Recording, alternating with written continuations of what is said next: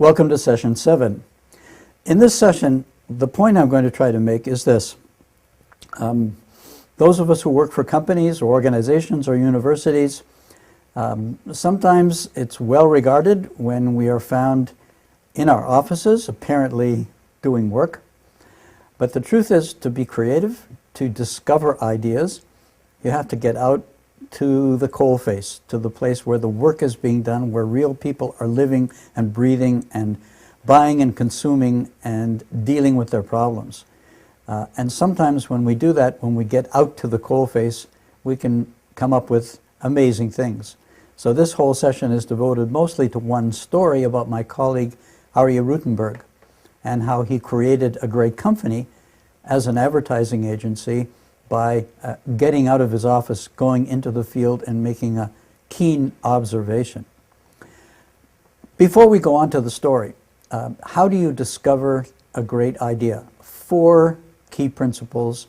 These have come up earlier, I believe, but I'd like to re-emphasize them and kind of review them. First, the more choices you create for people, the more ideas you come up with, the better your chance to come up with a great one. And you don't know in advance what idea is going to be great and what idea is going to be unsuccessful.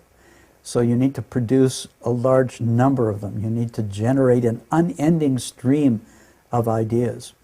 And only later can you go back and sift through them and discard some and improve some and combine some and come up with that one idea that you actually implement.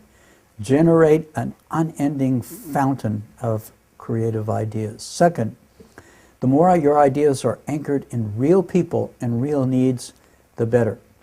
So live in the world. Live in the world. An MIT professor I once knew, professor of thermodynamics, George Hatsopoulos, created a great company, Thermoelectronics. And he did this by, after being a successful professor, he volunteered for hospital boards. He was president of the Boston Federal Reserve. He got out into the world, away from the ivory tower.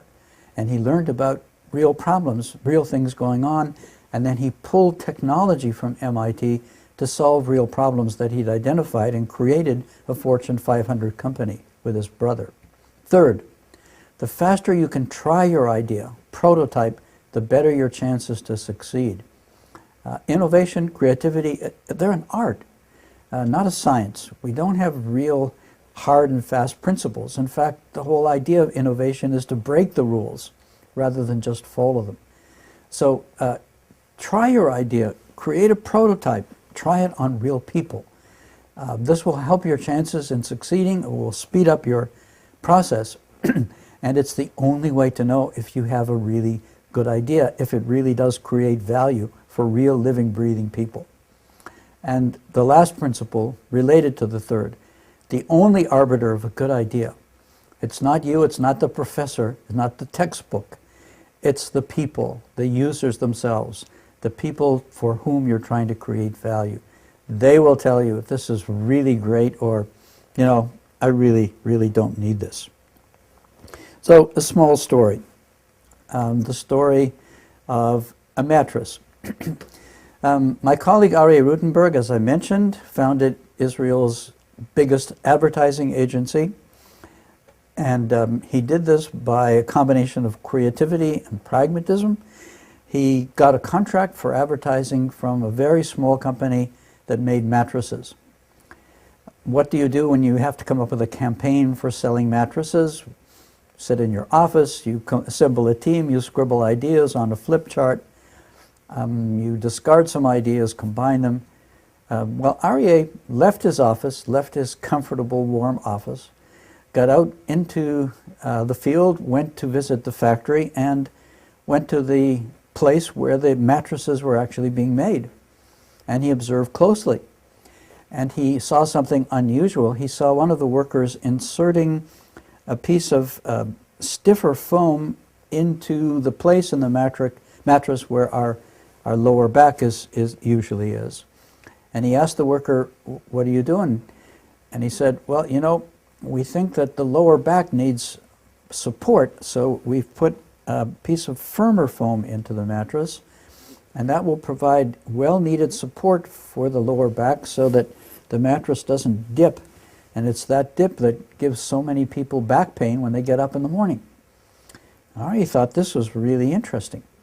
So he went back to his office, thought about it, assembled his team, and built a campaign based on the idea of breaking an assumption. The assumption until then, of all the companies that sold mattresses, was that the purpose of a mattress is to be comfortable and to give you a good night's sleep. But what if a mattress that supported the lumbar region, the lower back, what if a mattress actually was healthy for you and kept your back healthy by letting your spine sleep straighter rather than dipping into a bulge in the mattress?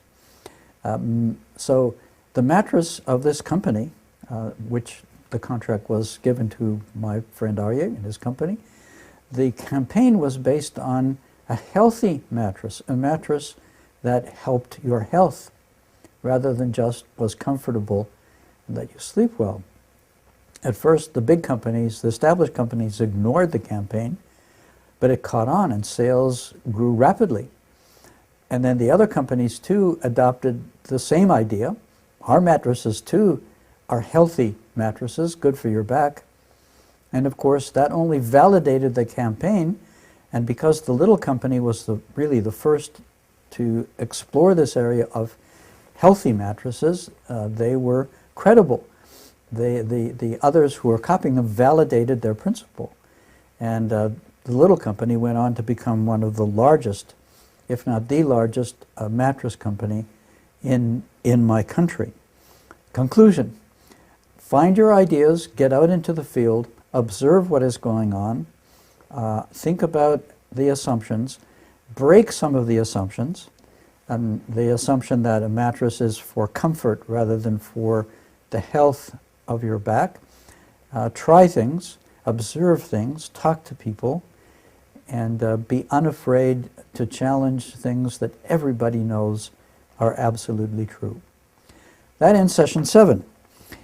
Please come back and join us for session 8. In session 8, we're going to again resume our journey inward and exploring who we really are, which is a key part of becoming a truly creative individual.